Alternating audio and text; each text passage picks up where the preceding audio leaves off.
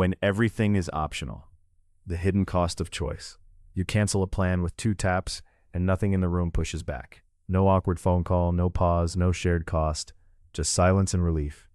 You quit a habit by simply not opening the app, and the only consequence is that your streak disappears like it never mattered. In a world built to remove friction, choice feels clean and consequence feels optional. The tension is simple.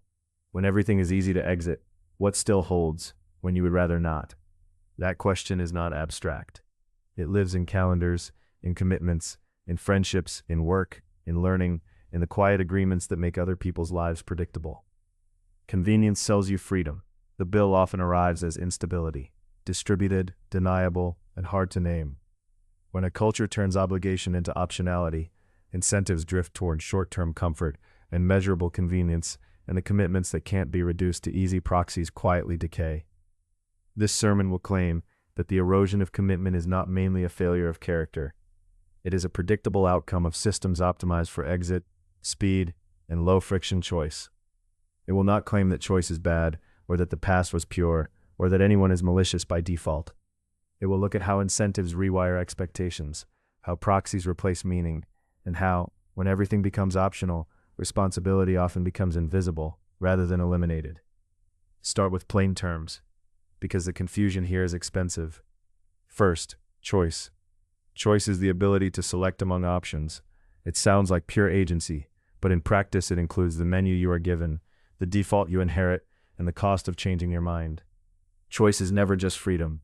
It is also a design, an arrangement of options and frictions that pushes you somewhere while claiming neutrality. Second, optionality. Optionality is choice with low exit cost. It means you can leave a plan, a habit, a purchase, a relationship, a community, a job, a belief, or a routine with minimal immediate penalty. Optionality is not merely having many options. It is having the ability to reverse decisions cheaply. Optionality is often sold as empowerment, but it also changes how seriously others can rely on you. Third, obligation. Obligation is a commitment that remains binding even when it stops being convenient. Obligation is not only moral language, it is structural. It is what makes your future behavior predictable to others and what makes other people's planning possible. Obligation can be explicit, a promise, a contract, or implicit, shared expectations, but it always involves a constraint. You limit future choices in exchange for stability, trust, or meaning. Fourth, proxy. A proxy is a measurable substitute for something that is real but harder to measure. A reputation score is a proxy for trust. A streak is a proxy for practice. A response time is a proxy for care. A calendar invite acceptance is a proxy for attendance. Proxies are not inherently dishonest, they are a compression method. But proxies become dangerous when the system rewards the proxy more reliably than it rewards the underlying reality. Now add one more distinction that keeps this whole discussion honest. Metric versus meaning. A metric is a number, a count, a status, a checkbox. Meaning is the lived experience, the felt reliability, the shared story, the skill built over time, the relationship that survives inconvenience. Metrics are often necessary because coordination requires measurement, but meaning is what metrics are supposed to serve. When the system is built to optimize metrics, meaning becomes an externality. Assumptions, stated, not smuggled. 1. People generally respond to incentives, including social incentives, not just financial ones. Incentives include convenience, approval, avoidance of conflict, fear of missing out, and the desire to keep doors open. 2. Most people do not wake up intending to betray commitments. Much of the damage comes from small, rational decisions that add up. 3. Systems, tools, platforms, workplaces, social norms shape behavior by what they permit, constrain, and ignore. The absence of friction is not neutral. It is a constraint removed, and something else takes its place. 4. Time has asymmetry. The cost of breaking commitments is often delayed and distributed, while the benefit of opting out is immediate and private. With those terms in place, the core question becomes sharper. When optionality rises, which obligations survive? Usually the ones that are easy to enforce, easy to measure, or easy to punish. The obligations that rely on patience, ambiguity, and mutual forbearance, those are the first to weaken. Consider a simple example: meeting someone at a specific place at a specific time. When the cost of canceling is high, because you must speak to them, because you'll feel the social heat, because you know they are already in transit, you treat the plan as real. When the cost of canceling is low, because you can send a text at the last minute, because you can offer a vague apology, because the system allows a silent disappearance, the plan becomes provisional. The same calendar invite can exist in both worlds. The difference is the incentive structure around it. Or consider learning. When you commit to a class with a fixed schedule and visible attendance, the constraint is external, and your identity starts to form around showing up. When learning is infinitely available, self-paced, endlessly sampled, the proxy becomes, I'm the kind of person who could learn this, and the system rewards browsing as if it were building. Optionality creates a subtle trade-off. Access expands, but the psychological binding mechanism erodes. The point is not nostalgia. The point is mechanics. Optionality changes the payoff matrix of commitment. It changes what yes means because it changes how hard no is. The central paradox is not hard to state. What gets measured gets served. What gets served gets distorted. Optionality accelerates this distortion because it makes the measurable parts of commitment easier to optimize than the unmeasurable parts. Begin with the surface story. More choice equals more freedom. And yes, more choice often reduces arbitrary gatekeeping. It can reduce coercion. It can allow people to leave situations that were never truly safe or fair. Optionality can be a corrective, but systems rarely stop at correction. They tend to optimize. Optimization wants clean signals. Clean signals require proxies. Proxies reward what can be counted. And then we build culture around the counts. Here is the first incentive loop. Simple and devastating. Incentive loop number 1, consumer convenience loop. A system lowers friction to keep you engaged. Lower friction increases short-term satisfaction. Short-term satisfaction increases retention, ratings, and growth. Growth rewards the system for lowering friction further. Over time, the baseline expectation becomes any friction is a defect. In that loop, commitment becomes framed as friction, waiting becomes a flaw, negotiation becomes overhead, repair becomes inefficient. The system does not need to hate commitment. It only needs to profit from avoiding the moments where commitment is tested. Now the second loop, more social than commercial. Incentive loop number 2, social risk avoidance loop. Canceling is easy and low cost. Because canceling is easy, people plan with less certainty. Because plans are uncertain, people hedge with backups. Because everyone hedges, no one fully commits. Because no one fully commits, reliability becomes rare. Because reliability becomes rare, people lower expectations and treat commitments as soft. This loop is a coordination problem. Each individual choice to keep options open looks rational. Collectively, it produces a culture where yes no longer signals intent. It signals possibility. Optionality turns promises into placeholders. Now name 2 failure modes, because the damage is not uniform. Individual level failure mode, perpetual sampling. When everything is optional, a person can become a curator of potential rather than a builder of reality. They browse identities, skills, relationships, and communities the way one scrolls a catalog, always choosing, rarely finishing. This is not laziness, it is a rational response to an environment that rewards novelty and penalizes deep commitment with opportunity cost. The failure is that meaning requires constraint. Without constraint, you do not have a life, you have an interface. System-level failure mode, institutional fragility. When obligations become optional at scale, institutions shift from formation to transaction. They stop investing in long-term development because they cannot rely on long-term participation. They move toward modular, replaceable interactions, short contracts, minimal onboarding, standardized experiences, risk controls, and automated enforcement. The system becomes more efficient and less human because humanity is hard to measure and expensive to guarantee. Now put the paradox under a brighter light. Optionality reduces the cost of leaving, but it also reduces the value of staying. A commitment is a bet on the future. If the system tells you that any bet can be undone instantly, the psychological weight of the bet collapses. People do not sacrifice for what they can abandon at any moment. There is also a quiet reclassification that happens. Obligations get reframed as preferences. When obligations are framed as preferences, the person who asks for reliability sounds controlling, and the person who wants to keep options open sounds reasonable. The system does not need to declare an ideology. It only needs to make exit cheap and negotiation awkward. Consider how this plays out with time. When commitments are durable, you plan in weeks and months. You accept that some days will be inconvenient because the arc matters. When commitments are optional, you plan in hours and days. You treat future inconvenience as negotiable. The time horizon shrinks, and with it the kinds of things you can build. Optionality also introduces a new kind of rent, option rent. Option rent is the value extracted by those who control the menu of choices or the terms of reversibility. If a platform, an employer, a marketplace, or a community can change the rules while you bear the switching costs, they capture the value of your optionality. They advertise freedom, but the actual freedom is asymmetric. You can leave, but leaving costs you history, reputation, relationships, and context. Optionality at the interface can conceal capture underneath. Now include the required truth about good intentions. Good intentions still produce capture, because incentives do not require malice, they require alignment. People build helpful systems that reduce friction for users, remove awkward conversations, simplify decisions, and protect people from discomfort.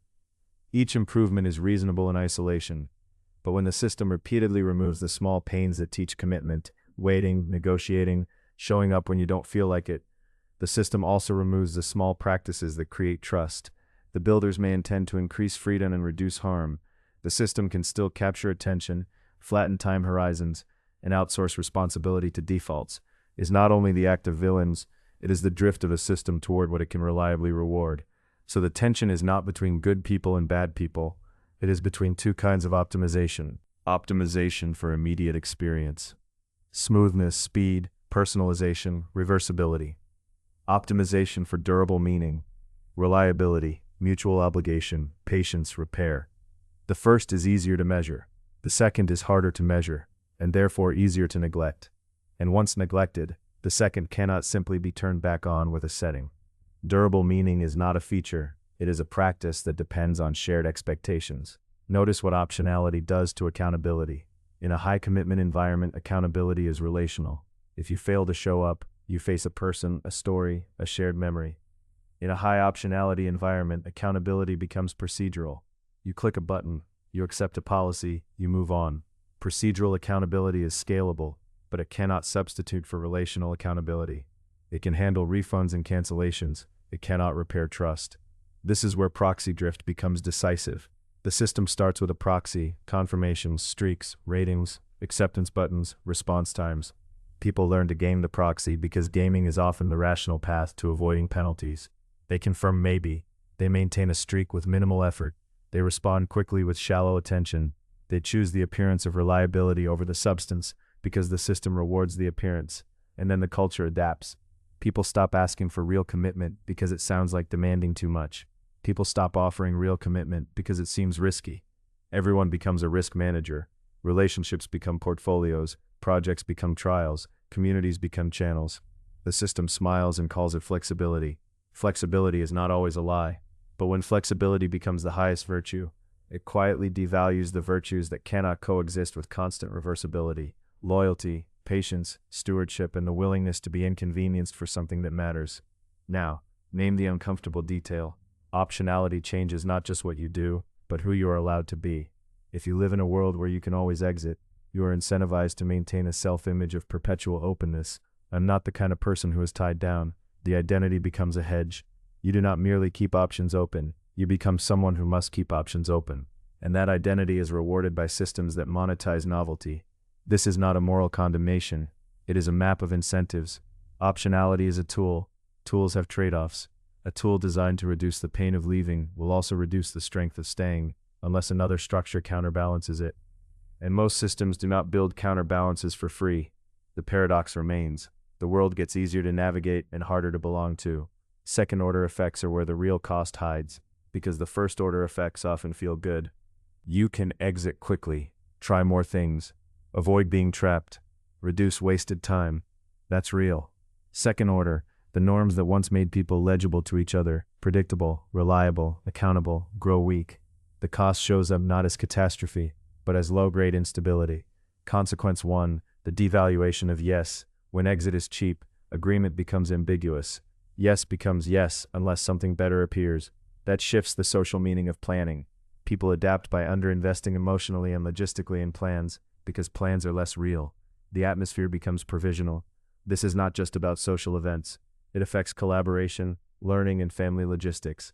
If nobody can treat a commitment as binding, coordination costs rise. People add reminders, confirmations, backup plans, escalation steps, cancellation policies, more structure to compensate for less trust. That structure is overhead.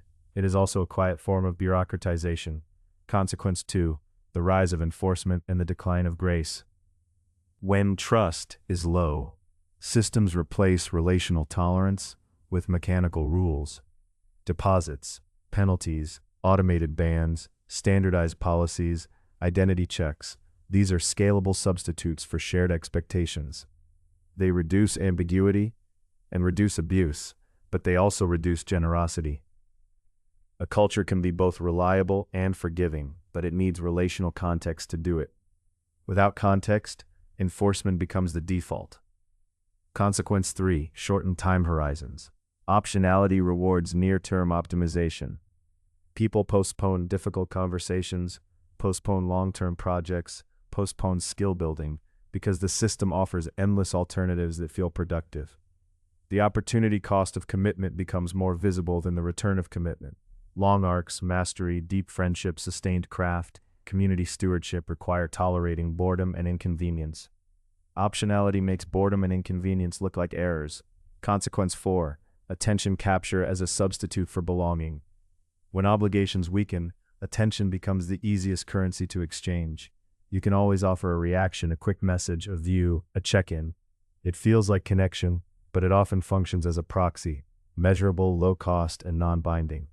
Attention can be sincere, but it can also be a way to avoid the costs of real participation. The system rewards attention because attention is trackable. It does not reward quiet reliability, because quiet reliability is harder to count. Consequence 5. The privatization of inconvenience. In a high-obligation world, inconvenience is shared. We endure it together because the commitment binds us. In a high-optionality world, inconvenience becomes a personal problem. If it's hard, leave. That sounds empowering until you realize what it removes. Mutual support during the hard parts.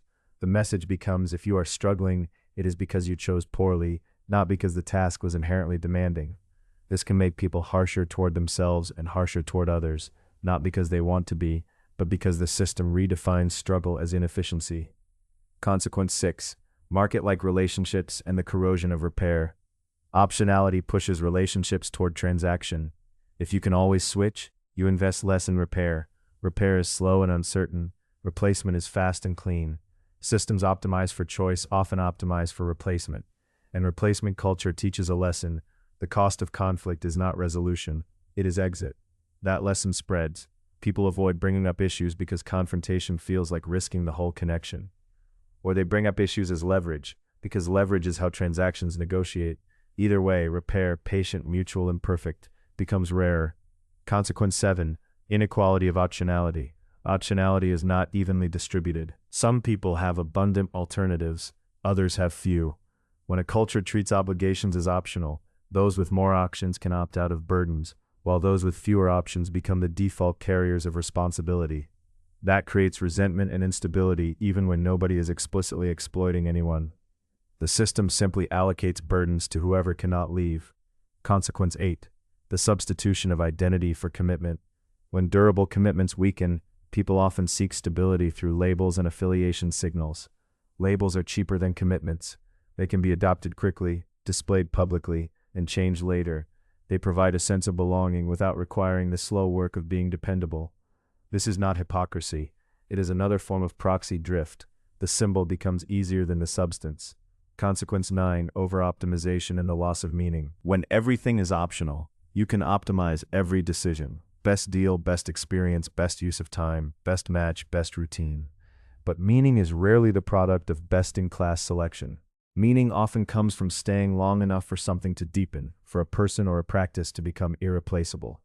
Over-optimization makes everything comparable. Comparability makes everything replaceable. The system treats life like a marketplace. The person eventually experiences life like a marketplace. None of these consequences require disaster. They can unfold quietly. That quietness is part of the trap. Optionality feels like progress because it reduces obvious pain. But some obligations are not pain. They are the scaffolding that makes trust and identity possible. Remove the scaffolding, and you do not immediately fall. You simply stop building anything tall, and the system will interpret that as preference. It will say people prefer flexibility, people prefer convenience, people prefer choice. Sometimes they do.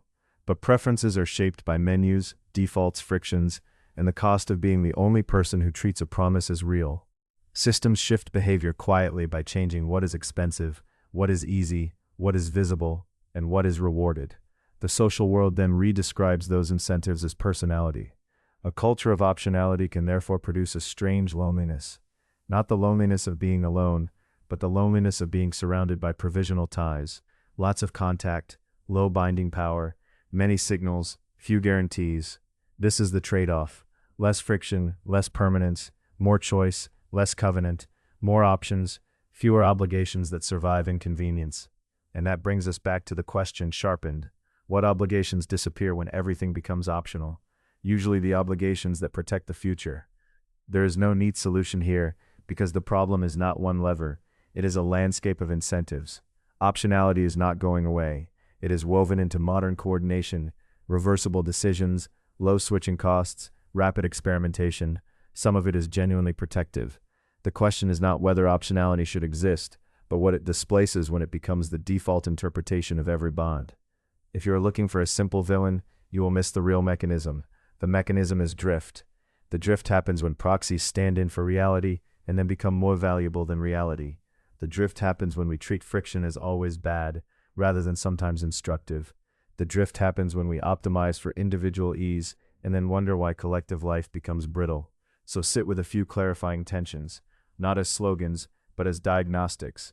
A plan can be easy to make and therefore easy to break. Convenience is not commitment. Freedom to exit can be protection, but it can also be a refusal to be shaped by anything.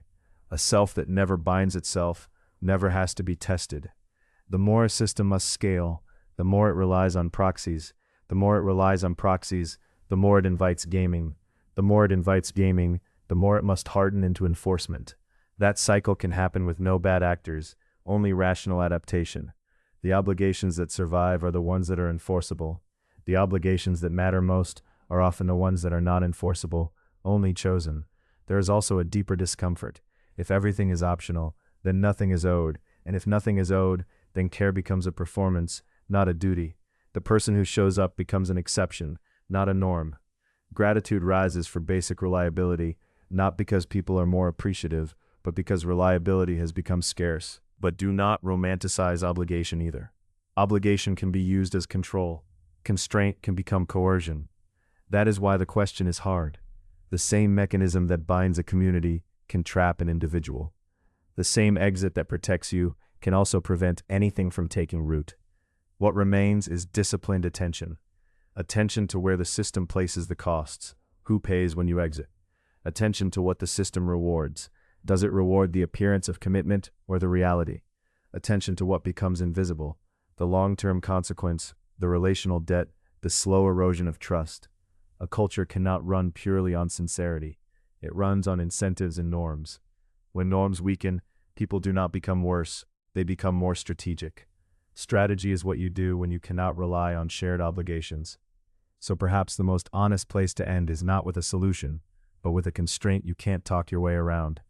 Durable meaning has a price, and the price is giving up some options. If you will not pay that price anywhere, you will still pay, just in a different currency. Instability, enforcement, loneliness, and the endless labor of redeciding what you already decided.